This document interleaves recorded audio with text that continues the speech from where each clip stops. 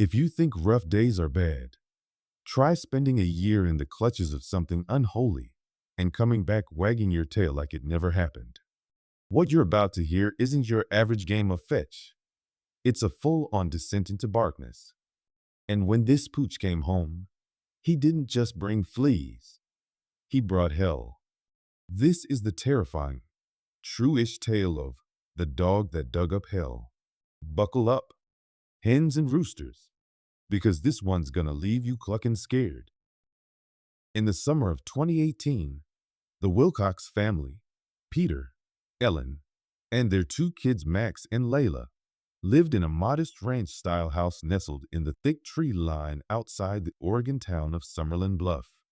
It was a picturesque setting for a quiet life, the kind of home you see in real estate ads with words like charming, secluded, and cozy. But what made it feel like home wasn't the wraparound porch or the wood-burning fireplace. It was Rusty. Rusty was their golden retriever, 8 years old, big, healthy, affectionate. The kind of dog that didn't just follow you around the house, but seemed to actually care about where you were going. Max, 10, would read comic books aloud to him. Layla, 7, often dressed him up in princess tiaras. Rusty never flinched, never complained. On August 17th, a Saturday, Rusty was outside in the backyard, lounging under the old oak tree. Ellen was prepping lunch. Peter was in the garage repairing the kids' bikes. Max and Layla were playing inside. At 12:43 p.m., Ellen leaned out the back door and called for Rusty. Nothing. The gate was closed. No holes under the fence. No noise. No barking.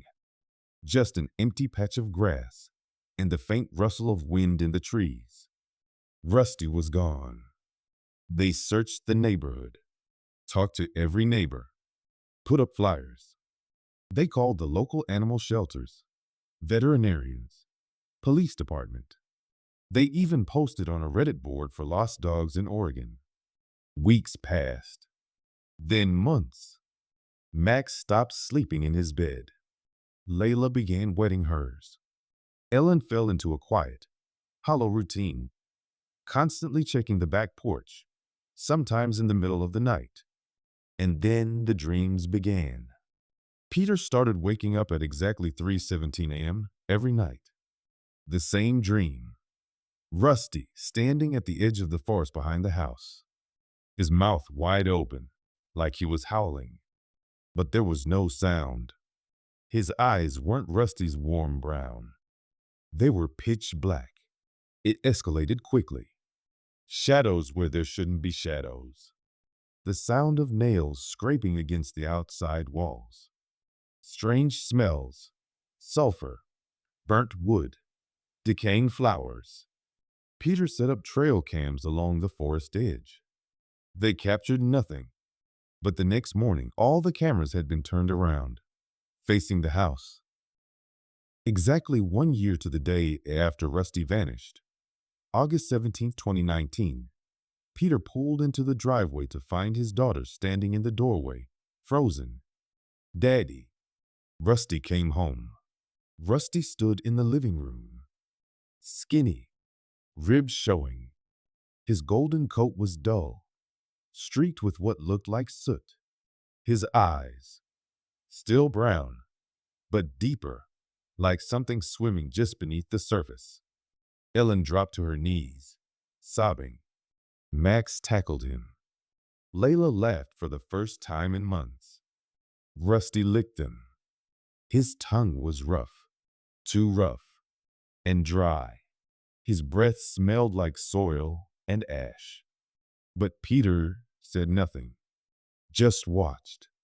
Something felt wrong. That night, Peter awoke at 3:17 a.m. again. But this time, he hadn't been dreaming. He heard scratching. Rusty was asleep in the living room. The scratching was coming from the inside of the bedroom closet. When Peter opened it, there was nothing there, just claw marks. Rusty began acting oddly. He wouldn't eat dog food anymore. He'd only eat meat. Raw. He would sit for hours staring into dark corners of the house, growling low, sometimes barking once, sharply, then going silent. The family cat, Juno, vanished one night. Her collar was found in Rusty's dog bed. Max started having nosebleeds. Layla said Rusty talked to her in her dreams. Peter checked their security camera. At 3:17 a.m., Rusty stood up on his hind legs in the hallway for exactly 3 minutes. He didn't move, just stared into the darkness. Then he tilted his head back and opened his mouth. The camera glitched. When it resumed, Rusty was gone. Peter dug into the town's history. Summerlin Bluff was founded in 1843 over what was once a cursed forest, known to the local indigenous tribes as the Hollowed Earth. Folklore spoke of a black dog, large as a bear, with eyes like coals. It would come for those who desecrated the forest. Once it marked your home, it would return again and again until something entered. Peter found an old journal in the town archive from a homesteader named Ephraim Moat. In it, Ephraim described his own dog going missing and returning empty. It wears his face. It walks like him, but it ain't him. 3 days later, Ephraim murdered his family and set fire to his home. Max began drawing symbols on the walls, ones he couldn't have known. Ellen found Layla in the woods, barefoot, whispering to something unseen. Rusty never blinked. Peter recorded audio one night. White noise filled the tape. Then, layered beneath it, a voice. We are in. One night, Peter woke to find Rusty standing over him, inches from his face. Why are you afraid of me, Peter? The dog said. The voice was deep. Human? Peter passed out. When he awoke, the walls were covered in scratches. Max was missing. Layla was under the bed, speaking in tongues. Ellen was catatonic. Peter took Rusty deep into the forest with a shotgun. He fired. Once. Twice. The third time, the gun jammed. Rusty lunged. Peter screamed. He awoke 3 days later in the hospital. No sign of Rusty. No sign of Max. Ellen and Layla were safe, physically, but changed. They moved across the country, tried to start over.